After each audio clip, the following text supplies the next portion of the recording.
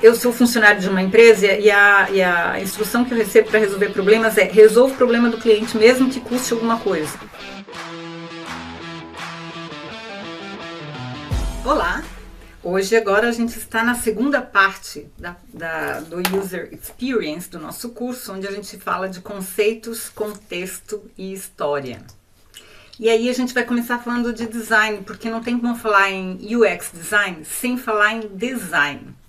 E eu costumo usar um conceito de design, porque design é uma palavra muito polêmica. Eu fiz o meu doutorado na área de gestão de design e eu me lembro que eu fui a muitos congressos. E todo congresso, pelo menos todos os que eu fui, tinha pelo menos um artigo de alguém discutindo o significado e o conceito da palavra design entre as pessoas que estudavam design, para vocês verem o tanto de polêmica que esse termo provoca. Porque existem muitas definições e numa das disciplinas do doutorado a gente fez um exercício, eram novos paradigmas do design, alguma coisa, e uma das tarefas era a gente conceituar a palavra design.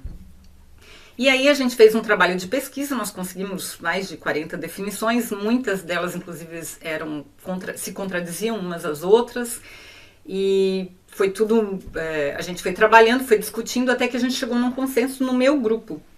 Então eu uso esse conceito de design, mas esse não é o conceito de design, esse é o que eu uso, tá, gente? É o que eu considero mais claro de tudo que eu estudei, mas não é a verdade das pedras.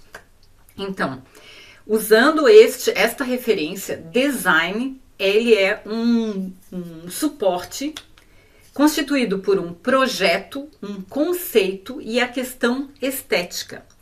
O que é isso? É um tripé, porque o tripé é a base mais estável para uma superfície, né? Se ela tiver uma área suficiente. Então, o que é projeto na questão do design? Projeto significa que design é uma coisa que eu vou poder multiplicar em escala, porque o conceito de design veio da Revolução Industrial, com a escola de Bauhaus. Então, o design que a gente está se referindo é o design industrial, ou seja, o fato de eu poder produzir coisas em escala.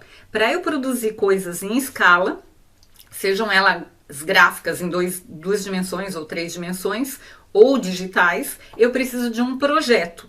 Então, se eu vou construir uma cadeira, eu preciso de um projeto, a forma como essa cadeira vai ser construída para que ela possa ser replicada em escala industrial. Se eu vou construir um site, o código do site é o projeto que vai permitir que ele seja multiplicado inúmeras vezes em milhões de monitores ao redor do mundo da mesma maneira.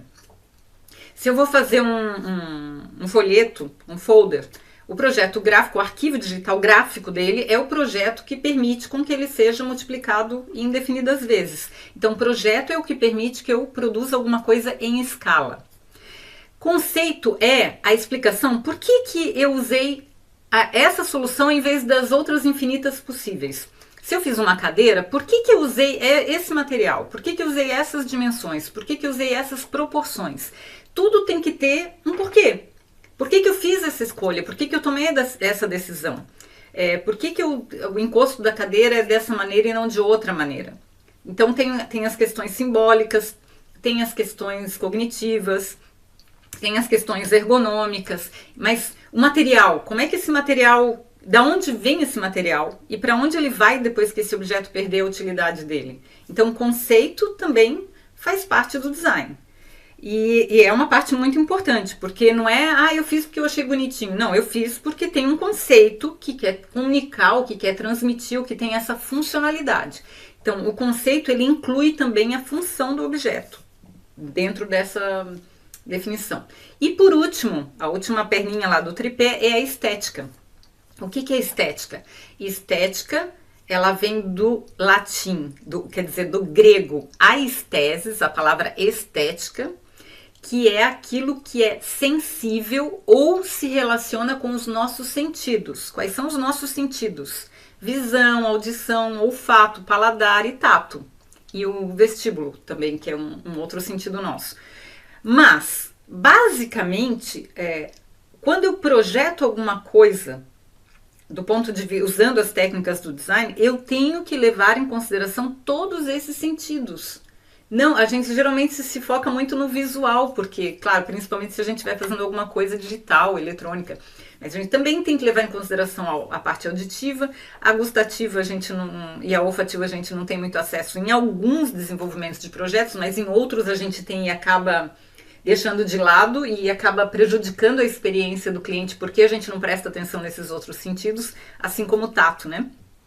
Então, a gente tem que, para fazer parte do conceito de design, pelo menos de acordo com essa conclusão que a gente tirou, eu preciso ter um projeto que faça com que eu consiga projetar alguma coisa e multiplicar essa coisa e reproduzir em escala industrial. Eu preciso de uma explicação por que eu fiz assim e não assado, e eu preciso de uma preocupação estética. E aí eu vou fazer um depoimento pessoal, porque eu fui engenheira na minha primeira encarnação, digamos assim, primeira encadernação, como diz uma amiga minha. E quando eu comecei a estudar design, eu fiz uma pós-graduação em marketing, depois eu fiz o doutorado em gestão do design, e eu meio que mudei um pouco de área, porque eu fui começar a dar aula, dar palestras, fazer estudos relacionados a isso.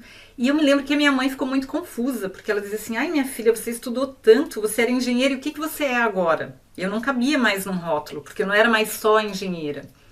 E aí, mas agora você é designer? Não, eu não sou designer, eu nunca fui designer, porque quem dá o título é a graduação, a minha graduação é em engenharia, eu sou engenheira. Mas em que confusão é essa?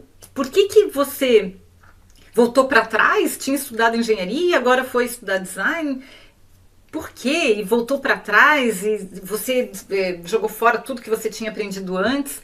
E aí eu comecei a pensar a esse respeito, não porque me incomodasse, mas porque eu tinha que dar alguma explicação para minha mãe. E aí foi que eu me dei conta. Na engenharia, a gente tem projeto. Tudo que se faz em engenharia tem um projeto. A gente vai construir uma máquina. Até o projeto que eu faço parte hoje, que são os GPS Master Clocks, tem um projeto, tem projetos eletrônicos, tem projetos digitais, tem softwares, tem sistema operacional. Nossa, tem montagem, tem o design do painel de controle, enfim. Nossa, tem muito projeto para que a gente possa produzir em escala. Também tem conceito. Por quê? Porque na engenharia, tudo também precisa ter uma explicação. Por que eu escolhi esse material? Por que eu escolhi essa funcionalidade? Porém, a engenharia não tem preocupação estética. Ela não tem, em nenhuma das disciplinas dela, uma preocupação com como aquilo vai afetar os nossos sentidos.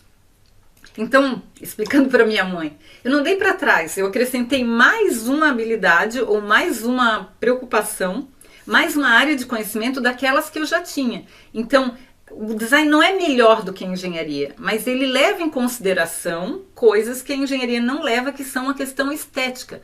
Como é que aquele projeto vai impactar nos meus sentidos como ser humano? Então, o projeto, quando o design e a engenharia trabalham juntos, e eles não têm que ser competitivos, eles não têm que competir, ninguém quer ser melhor que o outro, porque se todo mundo for designer, a gente não tem telefone celular funcionando, porque eu preciso de engenharia para se preocupar com desempenho. A engenharia se preocupa com desempenho. O design se preocupa com a pessoa, com a interação, como é que a pessoa se relaciona com o objeto. Quando o design e a engenharia trabalham juntos, é lindo. E essa foto é aqui de uma praça de Berlim, e eu gosto muito porque o lençol freático aqui em Berlim é muito baixo, as águas são muito superficiais, então qualquer obra grande que se faça, ou mesmo pequena, a água flui do solo. Então as construtoras, elas têm que levar essa água que flui do solo, que aparece, que brota do solo, elas têm que levar para longe, têm que levar para o rio. E Berlim é uma cidade que é cortada por rio muito. Berlim tem mais pontes que Veneza, para vocês terem uma ideia. Tem muito. O rio Spree, ele se desdobra em vários canais. Então, o que as construtoras fazem? Elas pegam esses canos, trazem a água que brota do chão da obra onde elas estão fazendo e levam até ou o rio ou algum canal fluvial mais próximo. E aí vocês podem ver essa foto que eles pintam de cores diferentes, para que isso não perturbe a a estética da cidade, porque obra é uma coisa muito incômoda, é uma coisa que causa muito desconforto nas pessoas. Mas se você pintar esses canos de pink, de roxo, de azul, tem de várias cores, eu acho que cada construtor escolhe uma cor e pinta. A obra não interfere mais negativamente, ela é como uma instalação de arte contemporânea.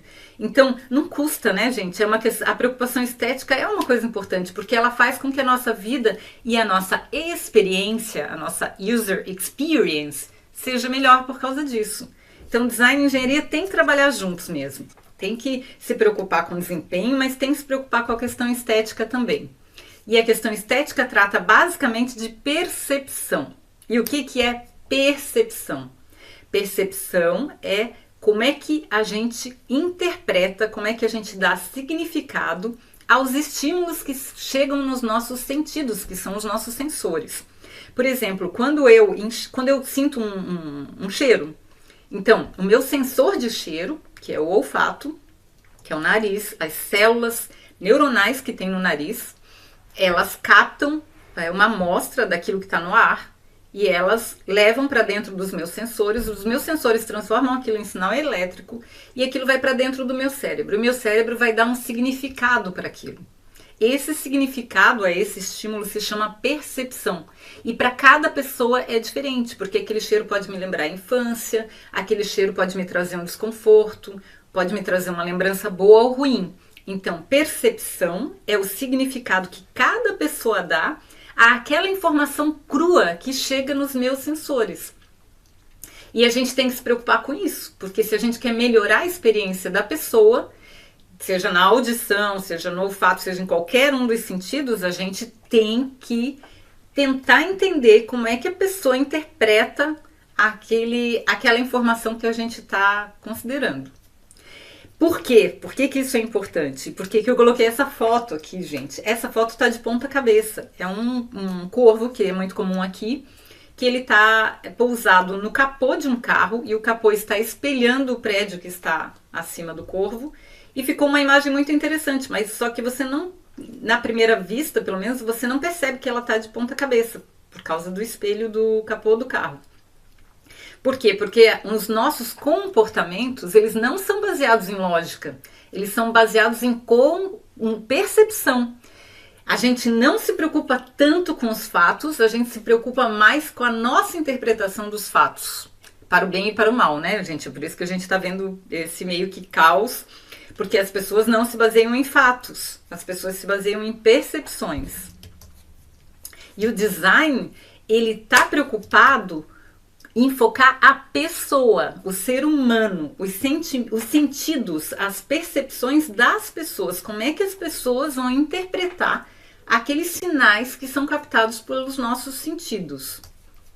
E aí tem uma ferramenta que se chama Design Thinking, que vocês já devem ter ouvido falar, e ela tem muito a ver com User Experience, porque ela é uma das ferramentas que a gente usa para desenvolver soluções para User Experience, porque ela também é focada na pessoa. E por que eu coloquei essa foto dessa típica berlinense dentro de um trem em Berlim com a sua bicicleta? Por quê? Porque a ideia de Design Thinking, ela veio do Tim Brown, que é um dos sócios da Ideal, e ele escreveu um livro até explicando o conceito da história, e nesse livro ele conta a história de um exemplo do pensamento, do Design Thinking, que o Design Thinking é você usar as ferramentas que os designers sempre usaram para resolver problemas que não são necessariamente de design. E aí eu vou explicar direitinho com essa história como é que fica mais fácil de a gente entender. A Ideal, que é essa empresa de design super famosa, ela foi contratada por uma empresa de trem, acho que era Amtrak, mas eu não lembro exatamente do nome da empresa.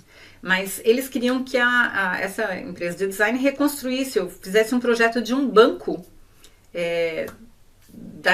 dos trens. E aí eles começaram a pesquisar e fizeram um trabalho mais completo, porque a Ideal não era famosa, não era grande, não era inovadora à toa. Ela realmente fazia as coisas de uma maneira diferente. O que ela fez?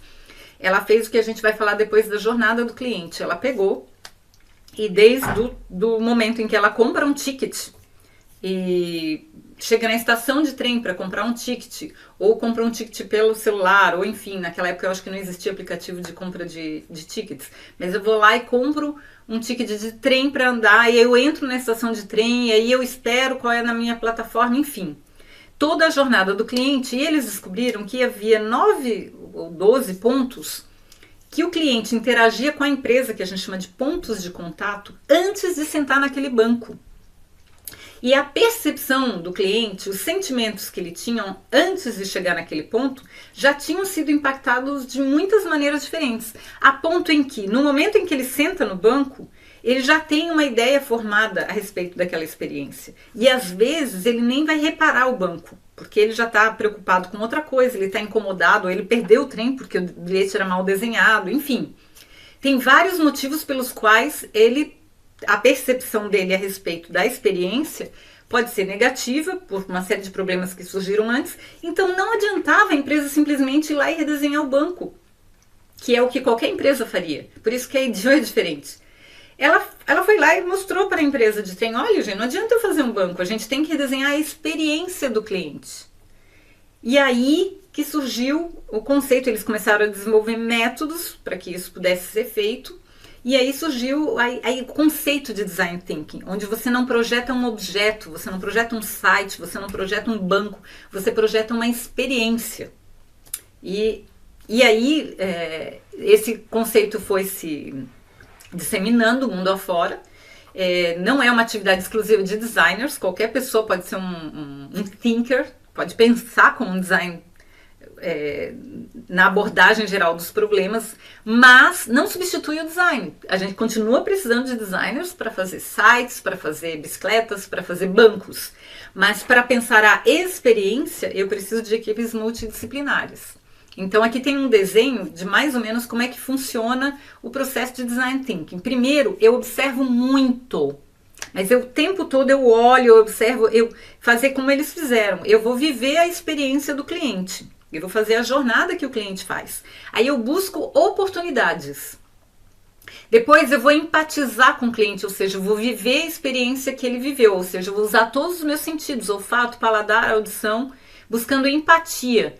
Eu vou tentar ouvir como o cliente ouve, ver como o cliente vê, sentir cheiro como o cliente sente. Depois tem um próximo passo onde eu vou gerar ideias. Vou prototipar essas ideias, algumas ideias que eu escolhi, eu vou fazer um protótipo para testar, ver se a ideia funciona ou não. Vou implementar se o protótipo foi bem sucedido e eu tenho um refinamento constante, isso nunca acaba. Eu sempre vou prestar atenção, de novo, em oportunidades para melhorar aquela experiência. Então é um processo que não acaba.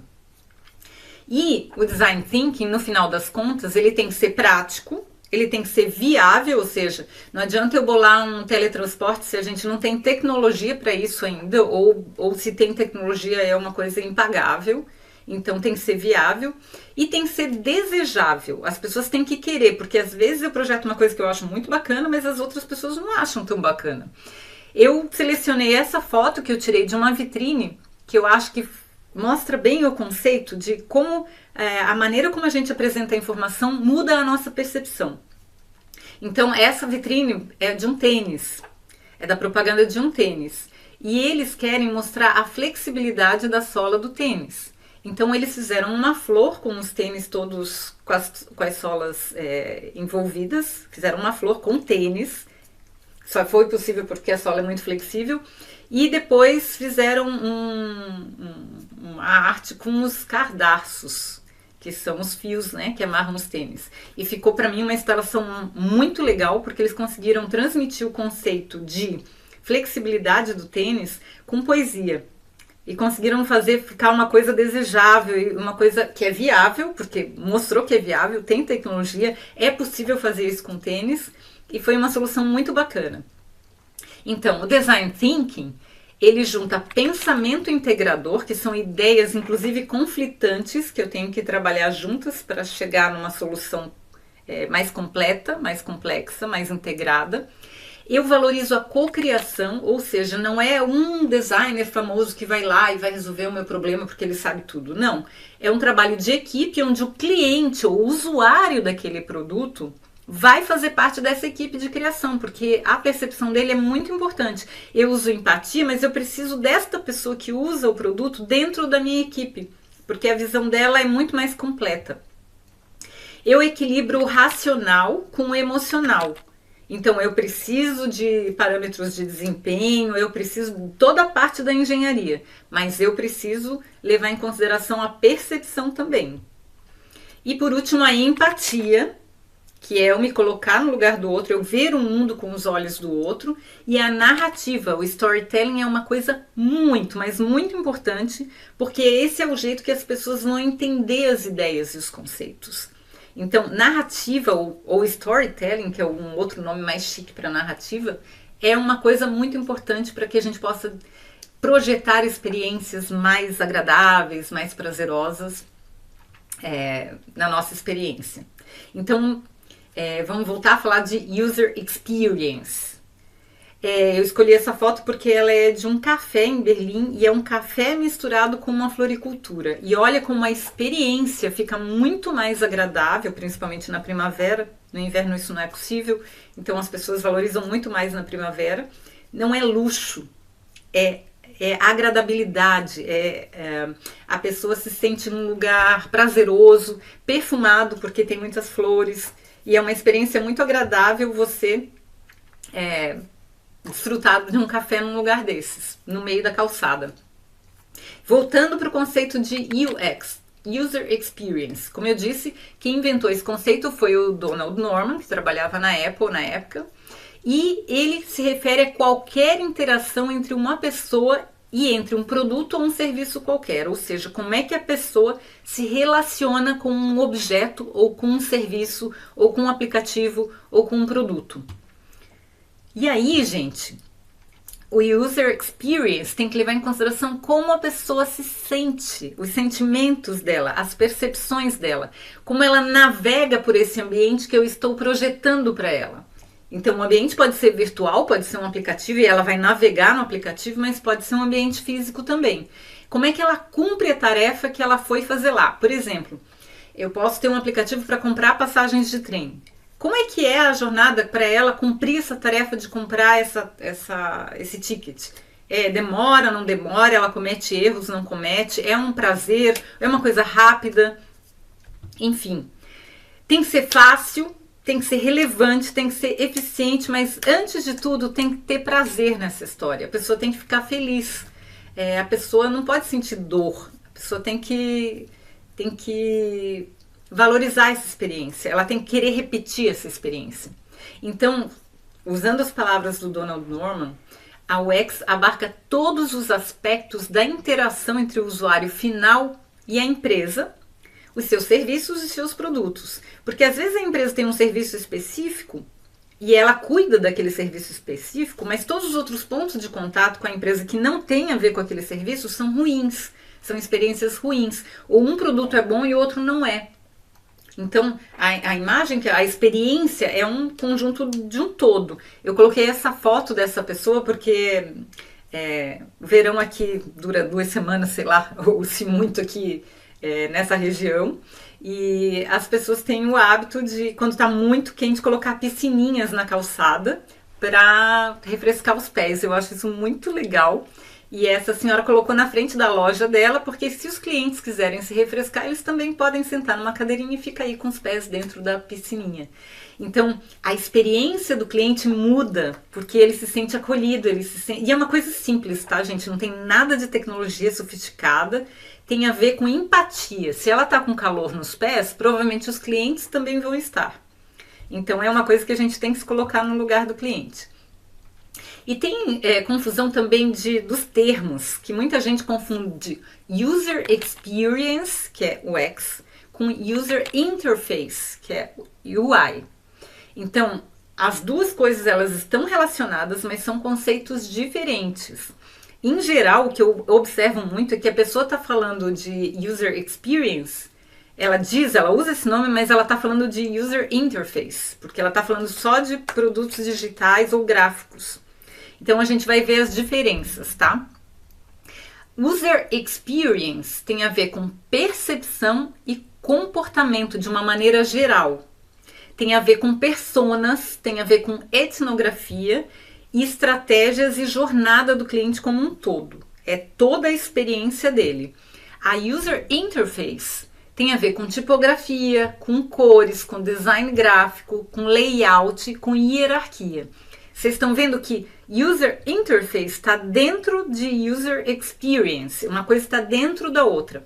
User Experience é a coisa mais completa, a experiência mais completa. User Interface é um detalhe gráfico.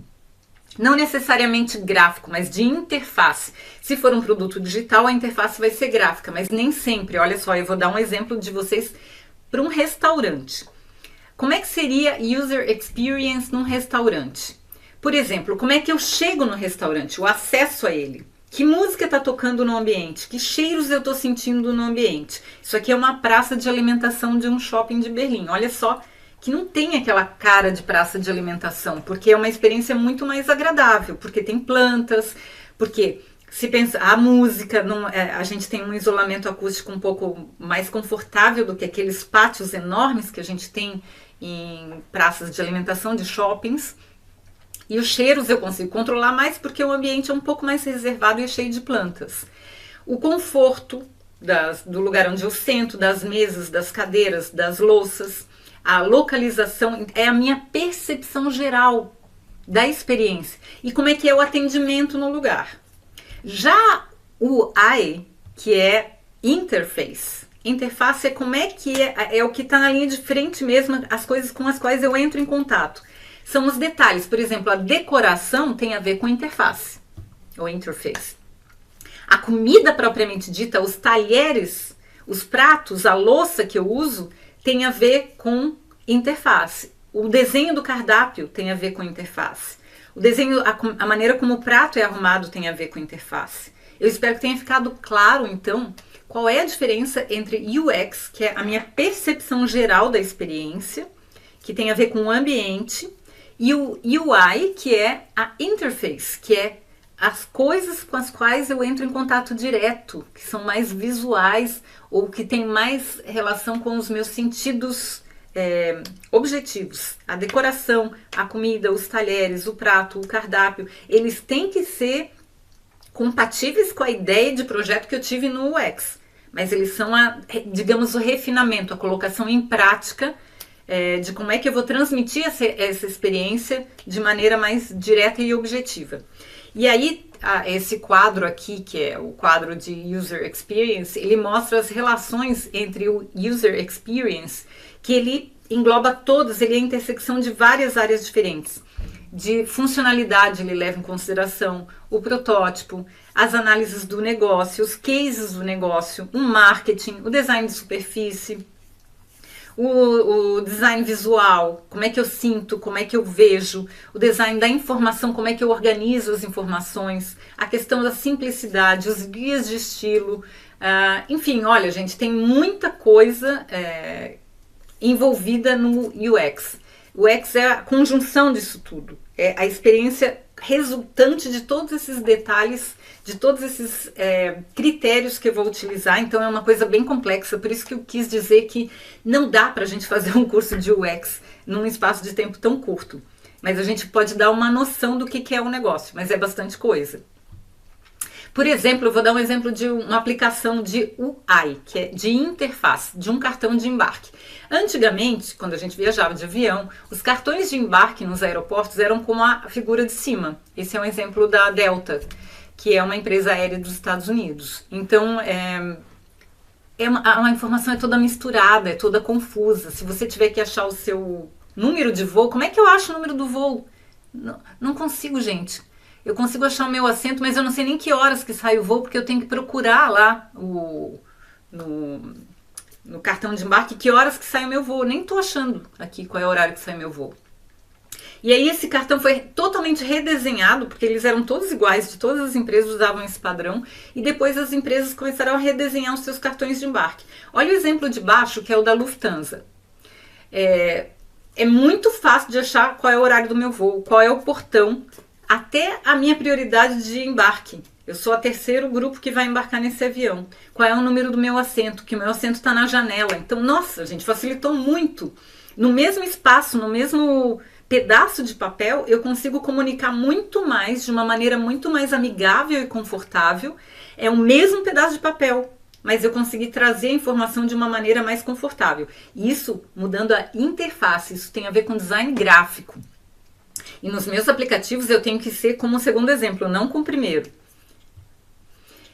Eu vou dar um outro exemplo de design de interface, que parece que não tem nada a ver, mas é muito legal. Foi muitos anos, mas muitos anos mesmo. Eu fui passar um final de semana em Antônio Prado, no interior do Rio Grande do Sul, e numa pousada.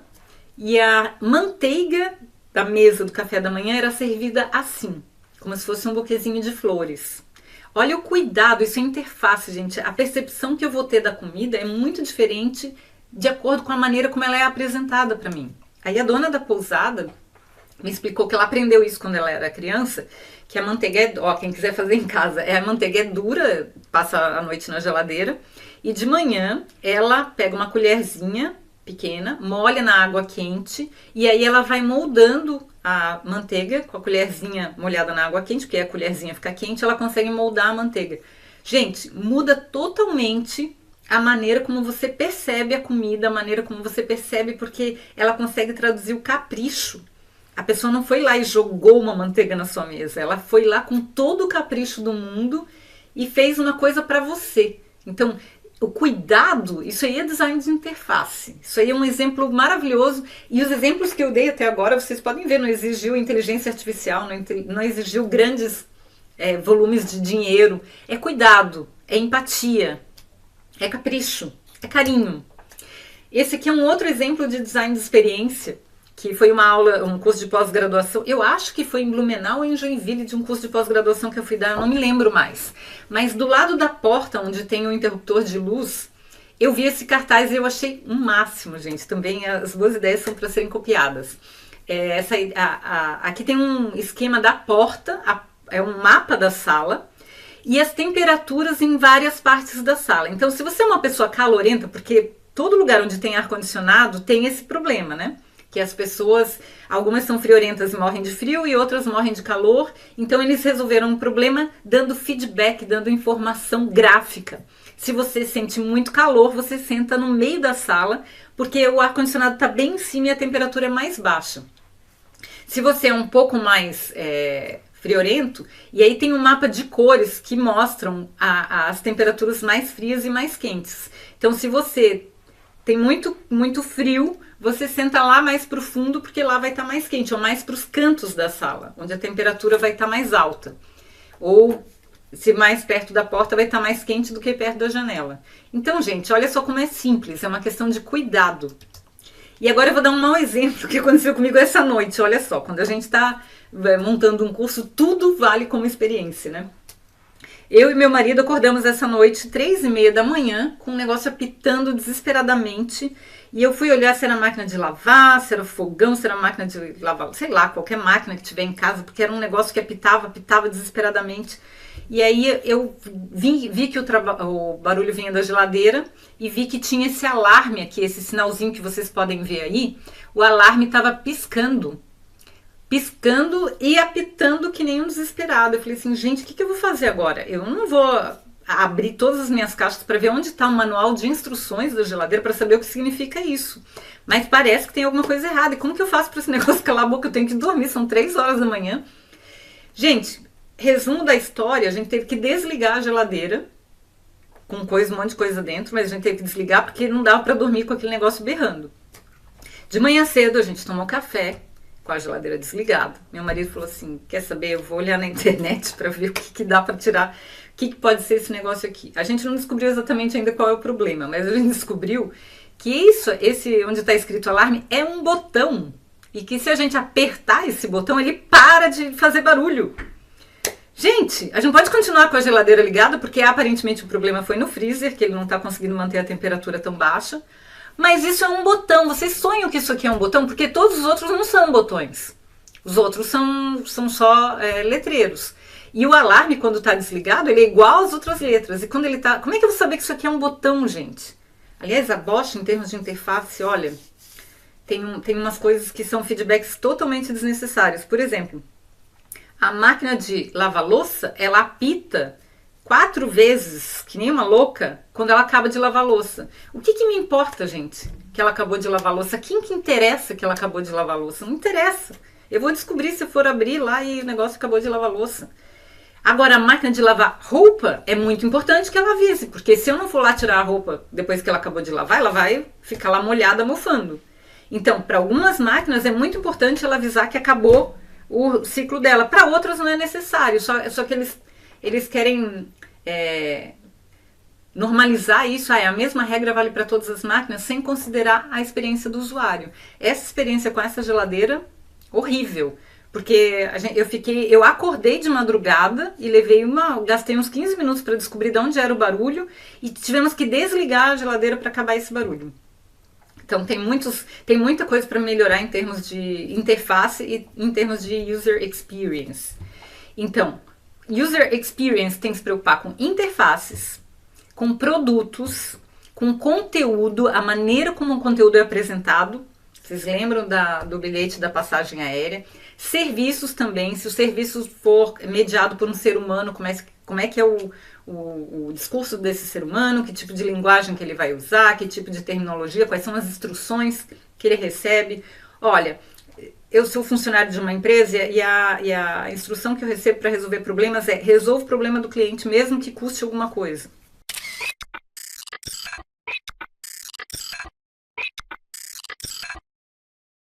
Tem empresas que não dão instrução nenhuma. O cliente é um chato, despacha ele. Enfim, são experiências completamente diferentes. Espaços também, tá, gente? A gente tem que se preocupar com espaços. Como eu dei o exemplo do restaurante, se for um serviço, né? Então, eu tenho que me preocupar com cheiro, eu tenho que me preocupar com barulho, de tato, se as coisas são agradáveis de a gente passar a mão. E agora, com o Covid, a gente tem que preocupar com segurança e higiene também, que eu não coloquei aqui, mas é uma coisa que a gente tem que se preocupar, porque a gente sabe que essa é a primeira de muitas pandemias que vão surgir ainda, com a densidade demográfica que a gente tem e com o meio ambiente sendo totalmente destruído, a gente vai ter que passar por problemas perrengues parecidos nos próximos séculos, talvez. E a gente vai ter que incluir isso dentro do nosso user experience. A pessoa tem que se sentir segura naquele ambiente. Pode ser usado para o mal, user experience? Claro que pode, gente. Eu vou dar um exemplo para vocês de um livro. O livro se chama Hooked: How to Build Habit Forming Products. Como é que eu crio produtos que formam hábitos. Esse livro eu tenho a resenha dele também escrita em podcast, se alguém tiver interesse. Mas, em média, gente, um smartphone é consultado, na época que foi feita a pesquisa nos Estados Unidos, em média a pessoa pega o smartphone para olhar o que tem 150 vezes por dia. É um vício. E como é que eles conseguem fazer? E geralmente é rede social, né? A gente sabe, Facebook, Instagram, LinkedIn, Pinterest, Twitter, enfim, redes sociais que a maioria das pessoas usa e elas ficam viciadas nisso. Então, esse livro trata de como é que a gente faz para viciar as pessoas ou criar hábitos, que é uma maneira mais elegante. Ele fala também da diferença entre hábito e vício, mas o que é a diferença entre vício e hábito? Hábito é um comportamento automático. Os estímulos são conjunturais. Por exemplo, todo dia eu acordo de manhã e escovo os dentes. Isso é um hábito. E tem estímulos conjunturais. Por exemplo, o horário. Todo dia eu acordo, saio da minha cama, vou até o banheiro, chego lá, abro a porta do armário, pego a pasta de dente. Então eu faço isso de uma maneira meio inconsciente, meio que automática, porque é um estímulo conjuntural que faz com que aquele comportamento seja automático. O vício já é uma coisa diferente, porque é uma compulsão e depende de uma manipulação mental para eu ficar viciada. O vício eu não consigo viver sem, eu realmente me desequilibro se eu não tenho aquilo. Por exemplo, a maioria de nós, mesmo que não saiba, é viciada em açúcar. Você não consegue, você tem uma dificuldade muito grande, tem síndrome de abstinência se a gente ficar sem açúcar. Eu sou viciada como a maioria das pessoas é. A gente tenta diminuir, A gente tenta controlar, mas é muito difícil se alguém falar, ó, você vai daqui pra frente, você vai ficar um mês sem comer nada de açúcar, é um desafio muito grande. Eu imagino como é que uma pessoa tem dificuldade. Eu não fumo, nunca fumei, mas a pessoa não para de fumar porque quer. Eu fico imaginando, se alguém dissesse pra mim, você tem que viver sem açúcar, eu ia ter alguma dificuldade. Não digo que seja impossível, mas não ia ser trivial, ia exigir bastante esforço.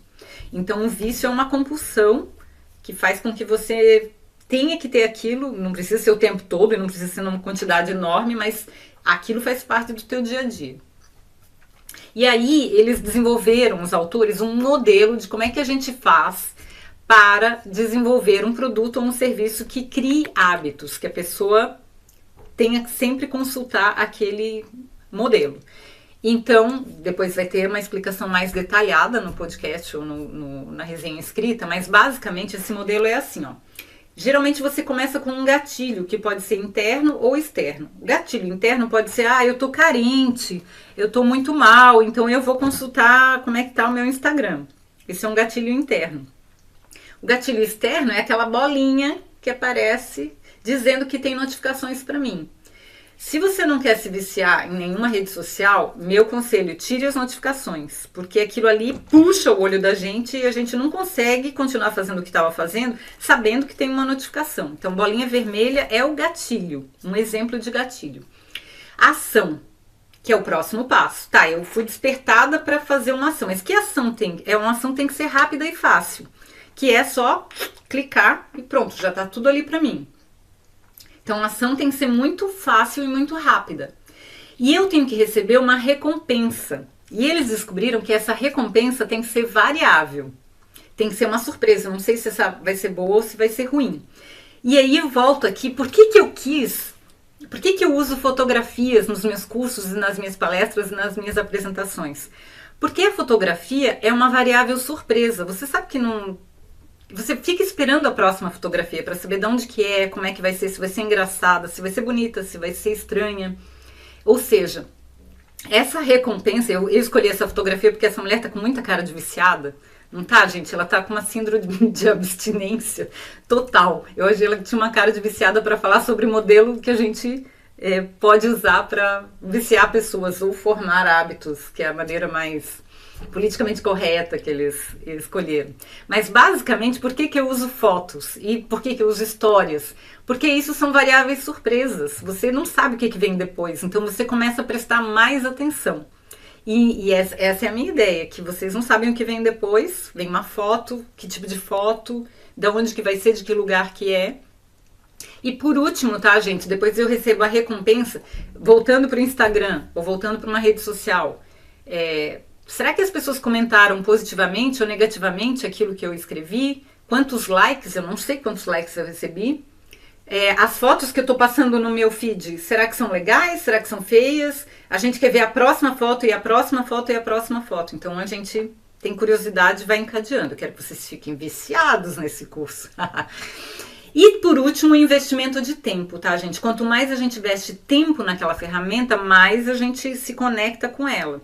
Por exemplo, o que é tempo? O tempo que eu investi fazendo o meu perfil, colocando conteúdo naquela rede social. Vamos supor, eu tô no Facebook faz, sei lá, X anos. Todas as minhas férias, tem gente que não tem as fotos das férias em outra mídia, só tem lá dentro da rede social. Então todas as minhas últimas 10 férias estão lá dentro do Instagram. Como que eu vou apagar meu perfil, gente? É muita dor, porque tem muita coisa minha lá dentro. Então, quanto mais eu invisto tempo naquela ferramenta, mais eu me conecto com ela.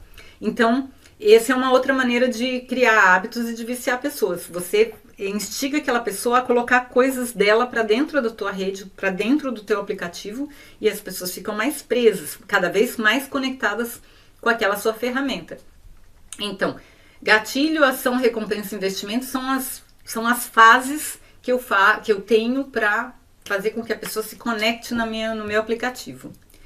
E aí, eles fizeram uma matriz lá de perguntas para a gente descobrir como que a gente lida com isso. A primeira pergunta que você deve fazer quando você desenvolve um aplicativo, uma ferramenta, ou enfim, um jogo, qualquer coisa, um restaurante que seja, pode ser uma coisa física também, Você usaria esse serviço? Você seria cliente desse serviço? E a segunda pergunta é, o produto melhora a vida de quem usa? Será que melhora? Pois é. Então, vamos ver se esse produto melhora a vida de quem usa. Se não melhora, eu tenho que pensar a respeito. Então, eles criaram a matriz de manipulação. Se quem fez, você fez o aplicativo, mas não usaria, mas esse aplicativo melhora a vida do usuário, então eu sou que nem um mascate, eu só quero vender. Então, mascate é aquelas pessoas, aqueles caixeiros viajantes, vendedor, que ele só quer vender. Eu não usaria, mas tá, é bom para o usuário, então eu quero vender.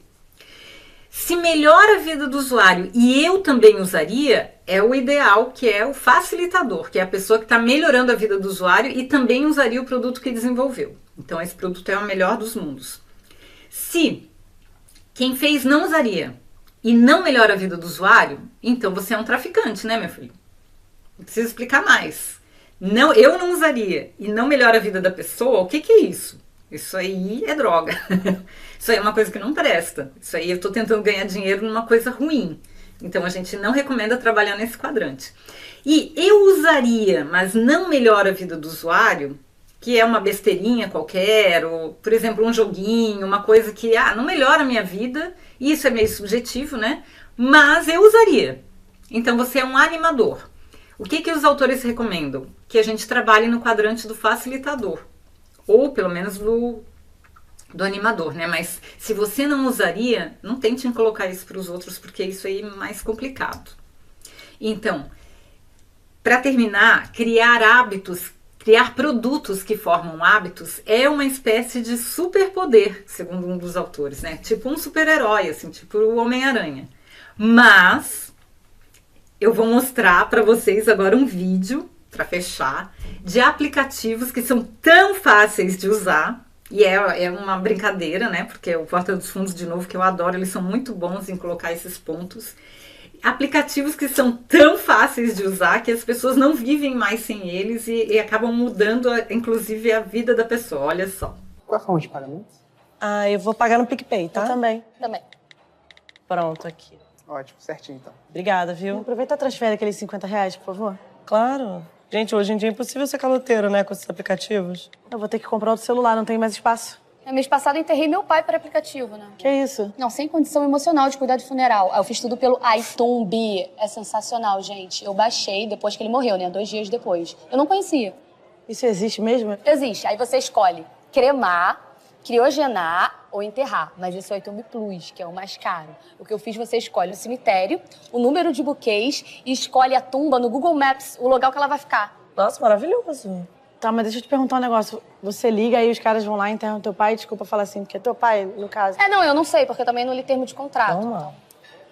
Meu Deus do céu, a hora, tem que pegar o Lucas. Desculpa, tem que ir Que embora. isso? Busca ele pelo iKid. Outro aplicativo. Você não conhece o iKid? Claro que não. Gente, eu nem cuido mais de Pedrinho, é tudo pelo iKid. Você não vê teu filho, você não cuida mais, você não faz mais nada. Não, eu vejo meu filho de 15 em 15 dias, mas o resto eu faço pelo iKid, é muito fácil. Olha aqui, ó. Como é que é isso? Eu coloquei aqui pra cuidar do Pedrinho até os 18 anos. Aí você escolhe umas funções, tipo, curso de inglês, levar na Disney, buscar no colégio, essas coisas. Aí você baixando. faz o que você quiser, baixa aí e faz. Vou baixar aqui, quero ver isso. Fora a economia que a gente faz com esses aplicativos, né? Que economia? Vocês não têm noção da quantidade de resgate, de sequestro falso que eu pagava todo mês antes do iVoice. Porque agora o bandido me liga e o aplicativo me diz na hora se é a voz da minha filha ou não. Tô chocada. É sensacional, gente. A vida tá ótima, tô super bem, tô cuidando de mim, emagreci. Eu também emagreci, 10 quilos pelo iFat. Como é que é isso, iFat? Ô, gente, vou ter que comprar outro celular pra quantidade de aplicativo que vocês estão falando, pelo amor de Deus. Não, gente, baixa agora o iFat no celular de vocês, abre o aplicativo, vocês vão colocar na barriga de vocês, vai queimar a gordura por radiação.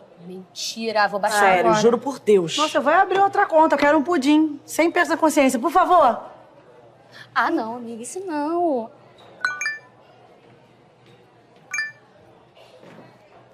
Que isso? Vocês estão brincando, vocês não conhecem o Ai Josias? Oi, Josias.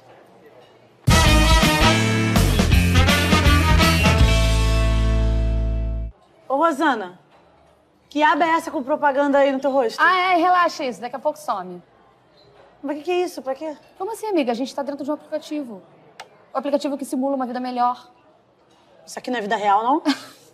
Claro que não.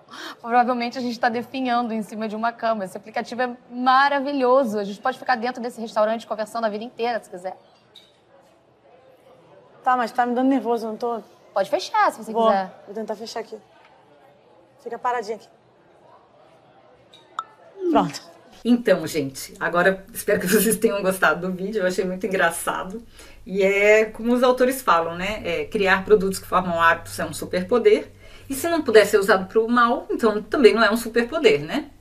E eu queria deixar para vocês essas duas referências de livros, que tem bastante informação de UX Design, que saiu ano passado. Esse livro ele é bem atualizado. E aquele livro que eu falei dos produtos que venciam, que é o Hooked, que depois eu vou colocar o link para vocês do podcast e do...